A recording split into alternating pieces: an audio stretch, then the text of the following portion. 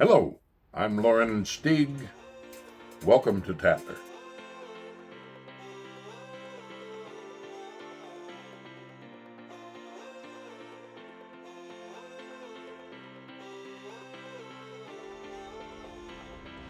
We're going to be demonstrating for you the proper techniques for using Tattler canning lids so that you can do it safely in your own home kitchen and learn how to use these properly so that you don't have a question in whether you're going to have success or not. We're going to make you successful.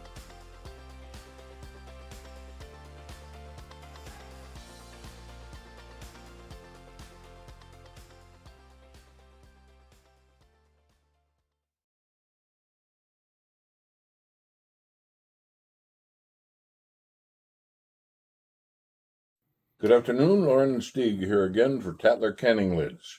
This afternoon we are going to demonstrate for you the proper way to use Tattler canning lids so that you have a successful canning episode in your kitchen just as we do and hundreds of thousands of others have been doing by doing normally what we recommend. We understand that everyone has their own techniques, but our recommendations for Tattler canning lids, we will specify those, and if you follow those, you will have success.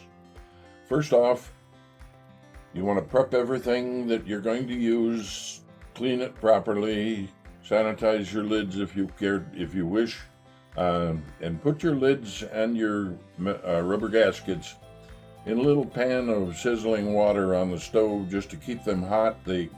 When they're warm, and they conform better to the canning process than they would if they were cold. So just keep those warm. Then you have already cleaned your jars well. Put your jars in a container of warm water so that when you put your product in, if it happens to be a different temperature, you don't get thermal shock and break a jar. So then now we have the lids in their warm water. We have our jars ready to fill. You can start filling your jars with your canned goods, whatever it may be. Fill them to the proper headspace. Start doing that. Fill them all with your product. Put your lids on. And what you need to do is properly apply your lid to your jar. As we showed in the film, I'll do it again a little bit right here. Just put it on there.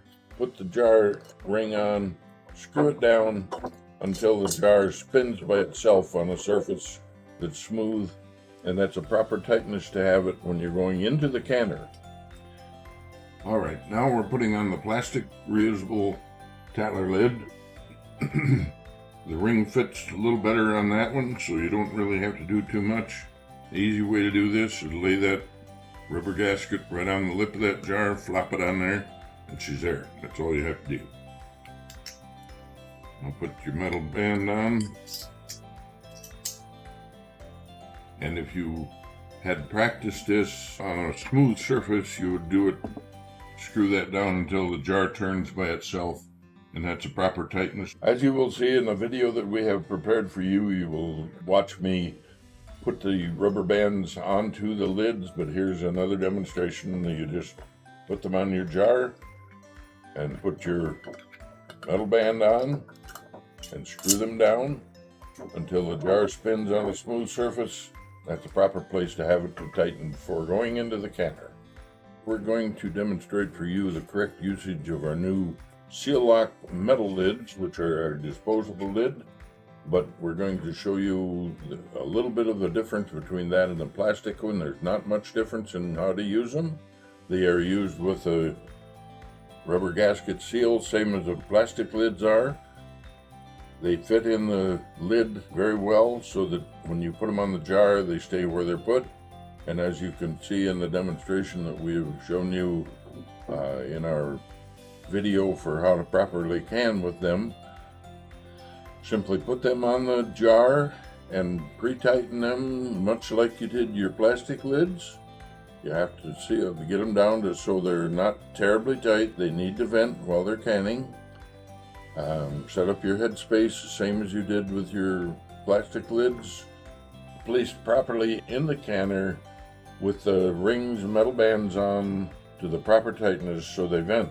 which is very important of the process. The jars have to be able to vent while they're processing. Really nothing different. They're just a couple of things that you need to be familiar with to use them and have good results, and we're going to try to help you do that at this point.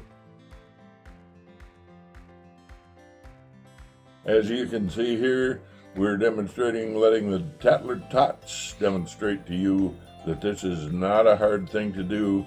You can do it, they can do it, everybody can do it.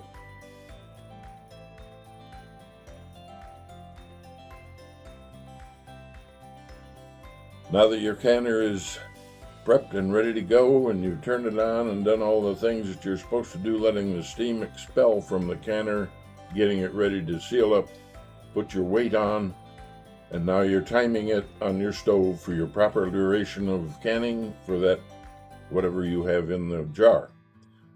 Let that go until it's timed out, and this is an important step. Back your flame down gradually on the canner, if it's electric stove, back it down gradually so that you don't turn it all the way off at once. Doing so sets up a differential in pressure within the canner and can create the siphoning that a lot of people are plagued with. And if you do this in gradual increments, slow your flame down, it lets the temperature equalize within the jars and within the canner so that it doesn't set up the siphoning process. When your flame has been off for the time that it needs to be, that your gauge has gone down to 0, your canner is now safe to open. When you unscrew your thumb locks on your canner, unscrew them all and leave your locks in place so that when you open that canner, it doesn't give you a surprise should there be some pressure in there. There shouldn't be, because you've now taken your weight off. There's no more steam expelling. The gauge is at 0. The lid should be loose. You can take it off and set it aside. At this point, you start removing your jars from the canner. Don't let them set in there for 10 minutes because you're going to lose a lot of time that's very important for your vacuum to take over. So you take the jars from your canner, set them on a table aside. Use your lifter, your jar lifter, because it's the only way you're going to get them out of there without burning your hand. So use your jar lifter safely, set them over on the countertop or the table. Take them out one by one until you've got them all out.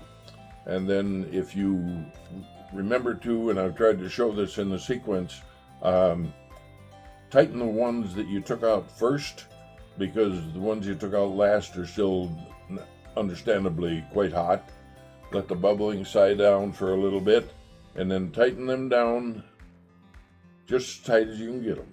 You can't get them too tight. If I can't, you can't. And you'll see in the demonstration that I tightened them down good and tight, using a towel and a protective glove on my one hand that I hold the jar with so that you don't get burned.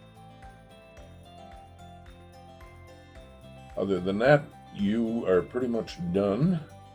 Set them aside on the countertop and let them cool until they're room temperature, or 12 or 24 hours, whatever works for you.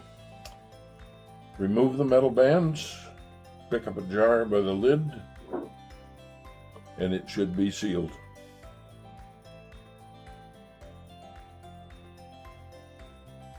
Following all the steps of the recommended procedure that we here at Tattler have given you and shown you, you should have a very successful canning experience.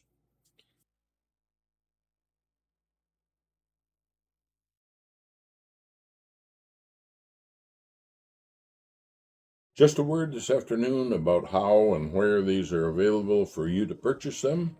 We have a website with a complete site on there of how to buy whatever quantity you want to buy. The prices are there.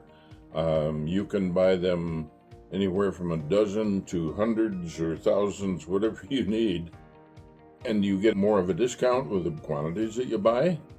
And we have them across the country in various retailers, a couple of wholesalers or more. We can show you, and you will find those addresses on our website also if you're in a different part of the country, because We sell in Canada, we sell in Australia, we sell in New Zealand, we sell in England, and so they're available. All you got to do is order them from our website. We'll give you the price. If you're out of the country, we have to charge you shipping, and we'll give you the shipping rate for your location. And other than that, why, they're readily available whenever you need them, in any quantity you want them. Call our customer service department, and they will be happy to help you purchase whatever it is your needs are. As always, stay tuned, stay safe, and happy canning.